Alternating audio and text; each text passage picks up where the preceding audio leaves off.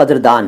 दान और दानी दो प्रत्यय हैं फ़ारसी के, इस अरबी शब्द कदर में लग जाते हैं तो कदरदान और कदरदानी होता है। कई लोग कहते हैं कदरदान, कदरदान नहीं कदरदान, और कदरदानी भी नहीं कदरदानी, कदरदानी। तो क साउंड है। कुदरत एक शब्द है, कुदरत नेचर प्रकृति, कुदरत कुदरत, ठीक है। दुख सुख की हर एक माला कुदरत ही पिर होती है, फिल्म कुदरत, किशोर कुमार राजेश खन्ना।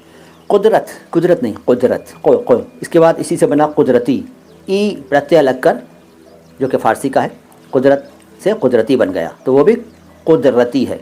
अच्छा, कई लोग इसको बोलते हैं कुदरती, कुदरती तौर पर कुदरती ऐसे बोलते हैं, ऐसे बिल्कुल ना बोलें, ये कुदरती नहीं है, ये है कुद यानी कि कुदरती, कुदरती, ठीक है। अगला शब्द है कदम, स्टेप, ठीक है। पग, पग यानी स्टेप, उर्दू में कदम, हिंदी में खूब चलता है कदम। कदम नहीं, कदम नहीं, कदम अलग शब्द है, वो बता चुका हूँ का और का वाले वीडियोज़ में। कदम, ठीक है, कदम।